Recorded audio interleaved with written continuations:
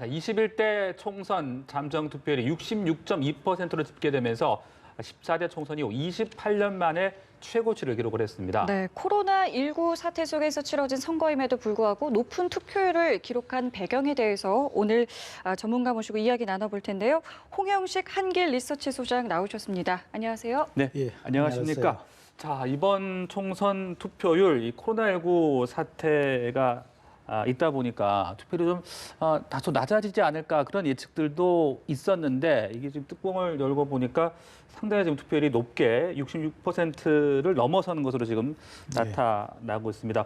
어떻게 소장님은 좀 이렇게 투표율이 높을 거라고 예측을 하셨습니까?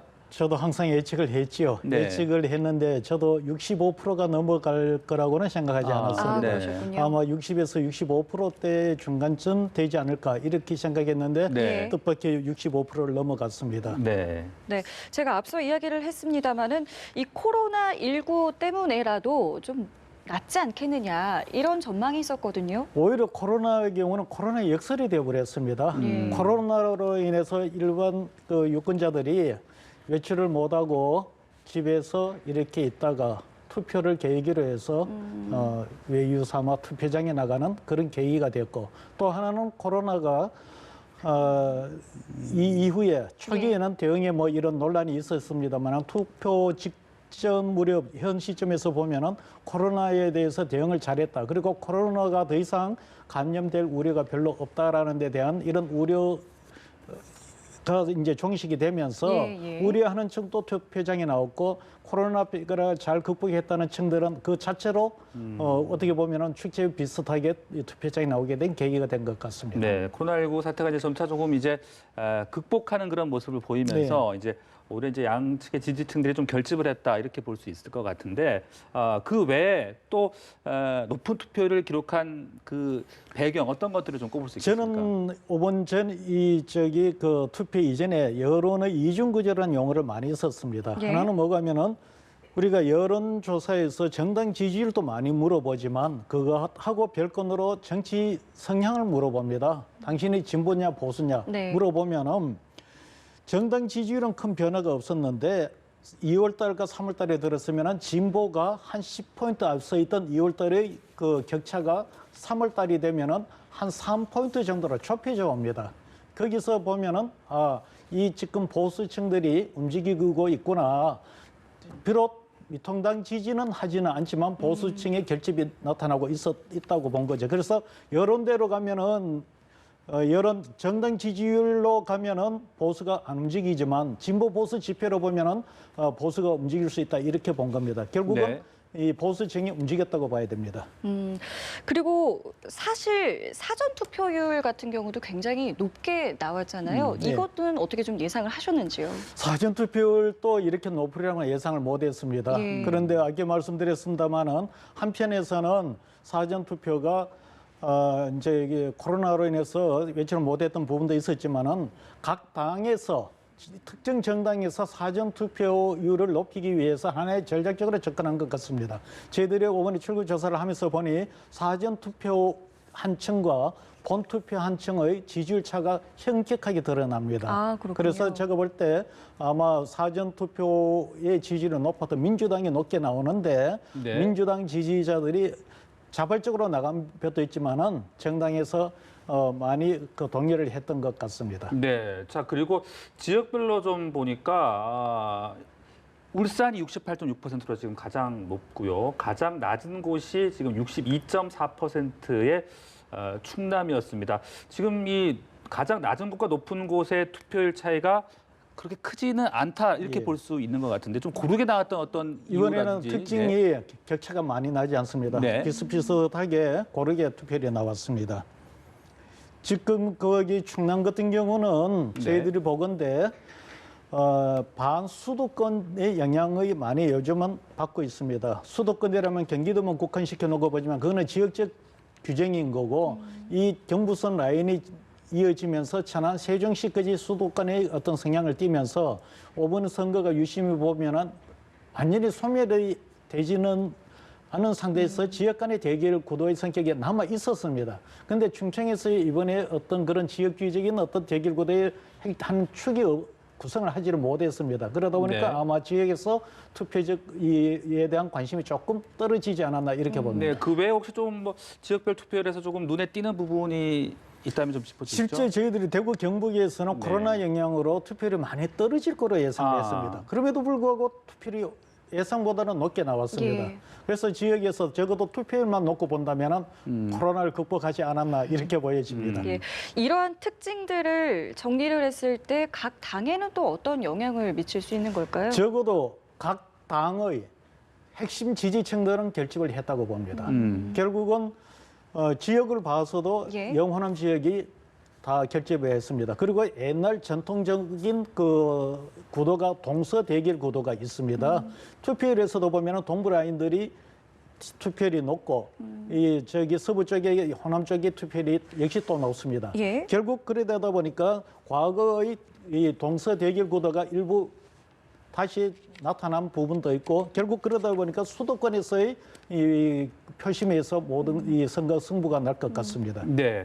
자, 그리고 또 좀 우리가 생각해 봐야 될 게 세대별 이제 투표율이 어떻게 될 것이냐. 네. 세대별은 이번에 보면은 이렇습니다. 사실 40대 이상, 30대 후반부터는 투표율이 높습니다. 근데 30대 중반 이하 20대가 투표율이 좀 낮았죠. 예. 그래서 대체적으로 한 40을 놓고 본다면은 상당한 그 나름대로의 그 높은 투표율을 보였는데 그 이유는 뭐가 하면 이번에 세대 대결이었습니다. 세대 대결의 핵심 대결 축이 60대 이상과 40대, 50대 초반 이 두 세력 간의 대결 구도였습니다.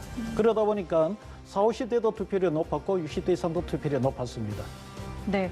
자, 그리고 이번 또 하나 눈에 띄는 게요. 만 18세 유권자들의 첫 투표가 있었습니다. 물론 이게 전체 유권자로 봤을 때는 1.2% 정도의 수준이긴 한데 그래도 어느 정도의 영향이 있지 않겠느냐 이런 해석도 있었습니다. 어떻게 좀 보시나요? 실제 지금 이 18세 투표 영향을 지금 측정하기는 쉽지가 않습니다.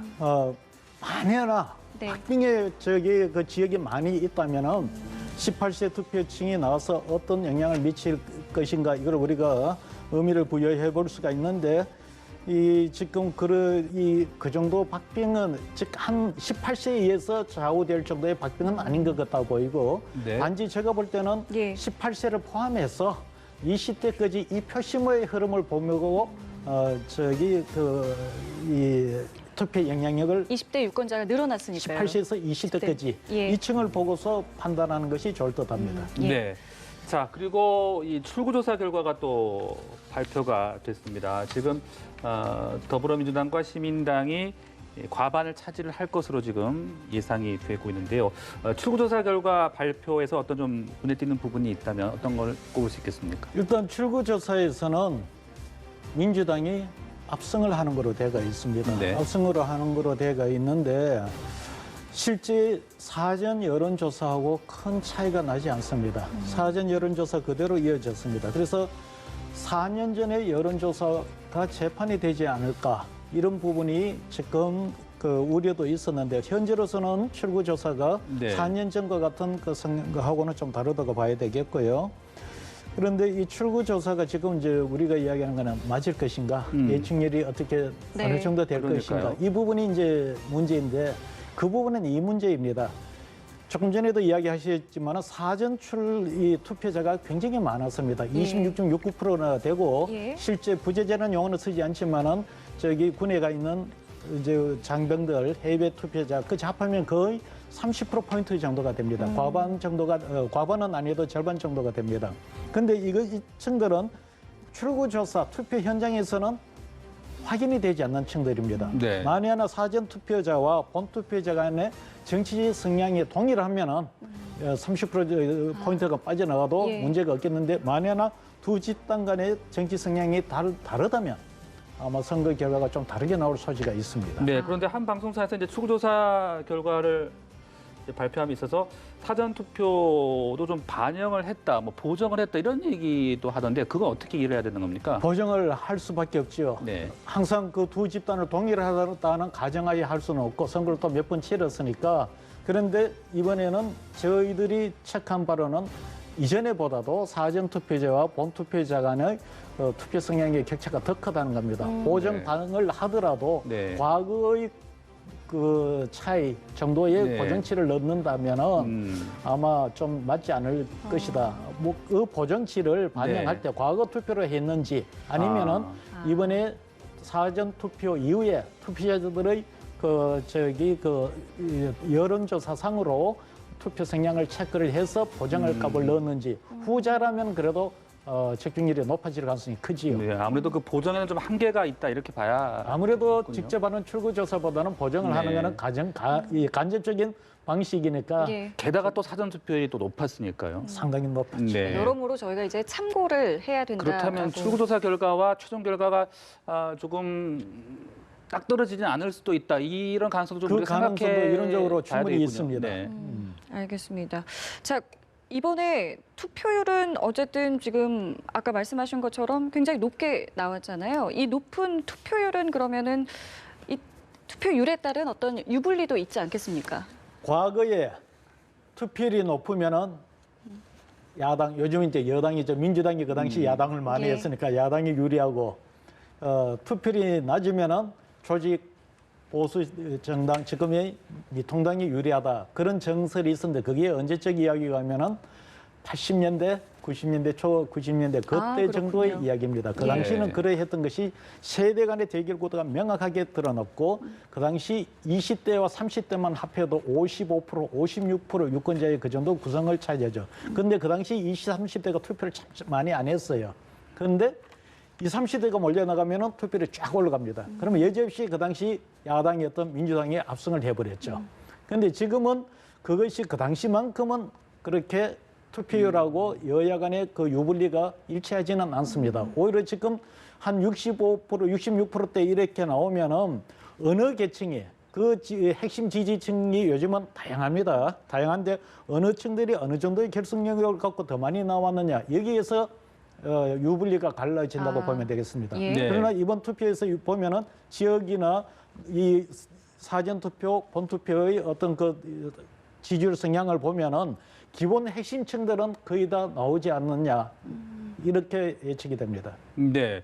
자, 그렇다면요. 아까 잠깐 얘기를 나눴습니다만 이 출구조사 결과 발표와 최종 결과, 그러니까 과거 총선에는 어느 정도 적중하고 어느 정도 좀 빗나간 부분이 있는지 좀 되짚어 볼 수 있을까요? 일단 이걸 보셔야 될 겁니다. 네. 선거 유형별로 적중률이 높은 경우가 있고 적중률이 낮은 경우가 있습니다. 대선에 적중하기가 제일 쉽습니다. 그다음 지방선거입니다. 그다음 총선이 제일 어렵습니다. 그 네. 이유는 뭐냐면은 대선은 한 개의 선거구입니다. 다음 지방선거는 17개 선거구입니다. 반면 총선은 253개입니다. 하나의 선거구를 하라 그러면 연구진을 동원해서 연구팀을 해서 쉽게 예측을 하는데 그 역량을 갖고 많은 곳을 하라고 하면은 결국은 뭐가면은 인적이나 이런 그 숙련된 연구원 조사원이 부족해서 그런 일에 의해서 발생하는 오차 요인이 커진다 이렇게 보시면 됩니다. 그래서 이 총선은 다른 선거에 비해서 예측률이 좀 떨어지는 경향이 있습니다. 네. 그거를 참고를 하셔야 되겠고요. 이번에 지금 또 하나는 이 과거 이 조사에 비해 갖고 이제 우리가 4년 전에 이 결과가 잘못 나가서는 이번에도 틀릴 수 있지 않겠느냐 이 부분에 대한 우려는 있는데 예. 사실 이론적으로 보면은 4년 전 못지않게 이번에도 틀릴 확률이 많이 있는 건 사실입니다. 그러니까 계속해서 저희가 개표 상황을 좀 지켜봐야겠군요. 그렇습니다. 지금은 출구조사는 출구조사로 보시고 후보님들, 시청자들은 여러분들은 지금 이 개표 상황을 보는 게 맞다고 보고요. 개표 네. 상황도 제가 볼 때는 한 10포인트 정도 이상 진행이 돼야만이 이 어느 정도 극단치가 해소가 돼서 예. 안정적인 수치가 나올 겁니다. 네, 그리고 출구조사 결과를 봤을 때 이 최소석과 최고의석의 이 범위가 말입니다. 네. 예전보다 이 범위가 좀 상당히 커진 것 같던데 맞습니까? 이제 예. 각 방송사별로 사실은 동일한 자료를 놓고서 네. 그 예측 범위가 다 다르게 나오지 않습니까? 그거는 이제 예측 그 모델이 각 방송사별로 다르게 적용을 해서 그렇습니다. 네. 그러다 보니까 이 각 방송사별로 이 다른 게 나오는 거고요. 네네. 그러니까 이번에 그 경우는 제가 볼 때 변수가 여러 가지 변수가 좀 더 많았다고 보면 됩니다. 선거가 가면 갈수록 변수가 더 많아집니다. 변수를 더 많이 반영하고 이러다 보니 이제 이 범위 네. 좀 더 잡을 수밖에 없는 부분이 있습니다. 그리고 그걸 또 떠나고 유권자들의 특성도 바뀝니다. 옛날에 유권자들보다도 예. 요즘 오면 네. 올수록 특정 정당의 정치적 행위, 정책적 결정에 대해서 반응하는 민감도가 더 빨라져 있습니다. 예. 네. 자, 그렇다면은 지금 저희가 계속해서 이제 개표 상황을 그래픽으로 보여드리고 있습니다만 당선자 윤곽은 언제쯤 이제 저희가 알 수 있는 걸까요? 제가 보는 데는 격차가 조금 나는 지역은 한 10시, 11시 되면은 윤곽이 드러나겠지만 예. 경합 지역은 12시가 넘어가야 될 겁니다. 예. 12시가 넘어가야 되고 특히 지역에 가면 소지역주의가 있습니다. 소지역주의가 있어서 투표함이 어느 지역의 것이 먼저 열리느냐에 따라서 예. 지지율이 많이 달라집니다. 예를 들어 이렇습니다. 지역에 가면은 3개, 4개 기초단체가 결합이 된 게 예. 있고 도농복합 지역도 있고 도시 지역도 자기 근거지가 또 다릅니다. 그러다 보니까 특정 후보의 지지율이 높은 지역부터 개표함을 먼저 개봉을 하고 나면은 처음에 앞서 있던 지지율이 막판에 가면 끝에 가면은 계속 따라 붙으면서 어떨 때는 새벽까지 그 당락이 결정 안 되는 경향이 있습니다. 예. 거기다가 이번에는 이제 비례대표의 경우에는 워낙 긴 투표지가 있기 때문에 네. 수개표로 또 진행을 하지 않습니까? 그러게 그게 이제 지금 이제 자동화 시스템으로 되지 않으니 예. 수개표를 필요해야 되니까 아무래도 이 비례대표는 최종 그 결과는 내일 아침이라고 이야기하시지만 그러나 통계적인 그 모형을 놓고 본다면은 윤곽은 그래도 자정 넘어가면은 윤곽은 드러나지 않겠느냐. 문제는 이 군소정당, 예. 군소정당이 이제 3%를 넘어서느냐, 넘어서지 못하느냐 그런 부분들을 예측하는 문제로 인해서 예. 시간이 길어질 소지가 있겠지요. 네, 이게 워낙 이 투표용지가 길다 보니까 좀 혼란을 겪은 분들도 계실 것 같고 혹시 그렇지요. 좀 무효표 같은 게 또 나올 수도 있을 것 같고 예. 예, 그런 부분들은 어떻게 좀 보고 실제 계십니까? 당명도 보면은 헷갈리는 부분이 있습니다. 예. 이렇게 가서 이게 본인이 생각하는 당이 여기 있는 이 이름의 이 당인지 그리고 이 뒤에 거지 있으니까 읽어보면은 뒤에 네. 정도까지 읽다 보니까 막 이름도 좀 비슷비슷하기도 비슷하고 하고요. 이러니까 후보들이 이게 유권자들이 실제 이 비례대표의 투표에서는 그런 오류가 좀 있으리라고 봅니다. 네. 그러다 보니까 자기가 지지하는 정당에는 다른 정당을 선택하거나 아니면은 무효표가 발생할 소지가 좀 있다고 네. 봅니다. 어떤 수개표 작업에서 좀 뭐 유의를 해야 될 점 그런 점들도 있는 겁니까? 그 부분은 저 관리의 문제이니까 네. 뭐 재검을 통해서라도 그거는 보완을 하면 될 것 같고요. 네. 크게 그 투개표에서는 큰 문제가 되지 않겠나 보여집니다. 예. 다만 이제 조금 전에 말씀해 주신 것처럼 이제 3%라는 부분을 이제 네. 계산을 또 해야 되는 부분도 남아 있지 않겠습니까? 그렇죠. 그래서 지금 이제 군소정당은 그 3%가 그 3%를 넘느냐 못 넘느냐에 따라서 이제 그 당의 명분이 걸려 있고 예. 특정 정당이 3%를 넘어가면은 한 석을 갖고 가는 게 아니고 몇 석을 갖고 가게 됩니다. 다른 당의 의석수에도 크게 영향을 미쳐버린다는 거죠. 그래서 최종 단계에 3석 전후의 정당이 있다면은 예. 그 정당이 최종적으로 3석을 넘었느냐 못 넘었느냐를 확정을 지어야만이 다른 당의 의석수를 환산을 할 수가 있는 겁니다. 네.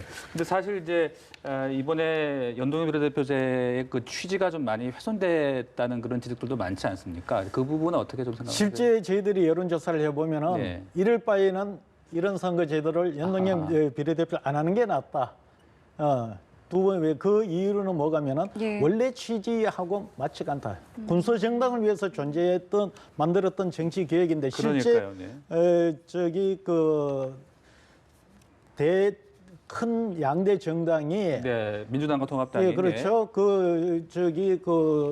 자기네들 대변하는 정당을 살짝 위성정당을 만들어 버리고 만들면서, 나니까 네. 군소 정당의 표를 다 잠식을 해 가버렸습니다. 예. 그러다 보니 이 군소 정당이 예상했던 그 표의 득표를 하지를 못하고 특히 이번 선거가 양자 대결이 되어버렸습니다. 양자 대결이 되어보니까 비례대표조차도 양당으로 쏠림 현상이 나타나 버렸습니다. 네. 예. 결과적으로 이제 그 양당 모두에게 좀 꼼수라는 비판이 사실 없지 않은데요. 그 부분 앞으로 좀 이제 개선을 해야 되는 그런 부분이 아니겠습니까? 제도적으로 그 부분은 필히 보완을 해야 될 문제입니다. 이 부분이 만약에 현재 제도로 존재한다면은 군소 정당의 유리하게 하는 그 취지도 안 맞을 뿐더러 네. 유권자들이 자기가 찍은 표의 흐름이 각 당이 어떻게 배분이 되는지 계산도 제대로 못한 상태에서 투표하는 구조입니다. 그러다 보니까 오히려 그런 부분에 대고 사표가 더 발생할 소지도 있습니다. 자, 그리고 이 부분도 좀 짚어보고 싶은 게요. 코로나19가 이제 장기화되면서 대통령의 지지율에도 변화가 생겼습니다. 맞습니다. 이게 어떤 투표율에도 영향을 미치는지 여부가 좀 궁금한데요. 투표율에도 영향을 미쳤고 제가 볼 때는 여당의 선거 전략에도 영향을 미치지 않았나 이렇게 보여집니다.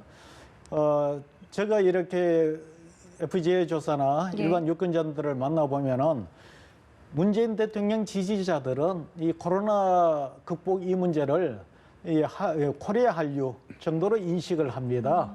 그러다 보니까 대통령 지지율로 이어지고 이것이 여당 심판론, 야당 심판론 이런 논쟁이 벌어질 때 예. 오히려 대통령에 대한 지지로 이어지면서 투표로 연결이 되는 부분이 있었죠. 네. 워낙 이 코로나 문제가 이슈가 커지니까 야당의 선거 전략도 보면은 이 코로나에 그냥 편성해서 가려는 그런 전략으로 이어졌고 실제 여당의 선거 전략이 보면은 코로나 전국 관리에 초점이 맞춰져 있다 이렇게 보시면 됩니다. 네, 그렇다면 이제 물론 최종 결과는 지켜봐야 되겠습니다만은 전체적으로 이번 총선을 봤을 때 정권 안정과 정권 심판론 이 두 부분 중에서 정권 안정 쪽에 좀 더 힘을 실었다 이렇게 싫었다 관찰- 이렇게 보기는 그렇습니까? 어렵지만 야당이 예. 정권 심판론으로 이 선거를 갖고 가고 싶어 했었죠. 네. 그런데 코로나 전국이 어느 쪽으로 유리했는지는 모르겠지만 적어도 야당이 원했던 정권 심판론으로 이 판을 끌고 가려고 하는 것을 저지한 것은 명백합니다. 예, 정권 심판 프레임이 약간 이제 상황상 좀 적절하지 않았다. 한 2, 3개월 전에는 정권 심판으로 프레임이 잡혀가 시작을 했었죠. 예. 그런데 그 프레임이 거의 작동이 되지 않도록 해버렸죠. 예,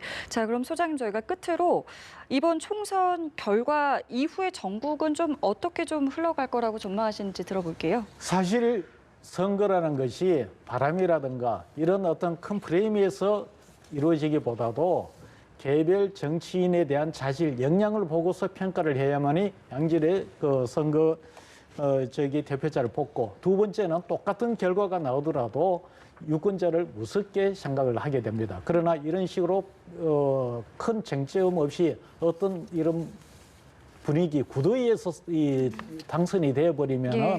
유권자 중심으로 의정 활동을 하지 않고 진영 논리에서 의정 활동을 할 가능성이 굉장히 큽니다. 제가 우려하는 것 중에 하나가 보면은 이번 선거의 양당 진영의 공천 유권 후보자들 유심해 보면은 경제 위기, 국가 위기 이렇게 이야기를 하는데 전문가나 경제 이런 전문가들이 거의 다 공천이 되지 않았습니다. 오로지 판사, 법조인들 중심으로 양당이 구성이 됐습니다. 예. 그래서 성격이 진영 논리로 이루어지고 그런 이 법조인 중심으로 선출이 되게 되면은 다음 선거는 내가 볼 때는 20대보다도 더 큰 대립구도가 될 가능성이 커 보입니다. 네, 지금까지 이번 총선의 통계, 수치상의 여러 가지 의미들 홍영식 한길리서치 소장과 함께 자세하게 알아봤습니다.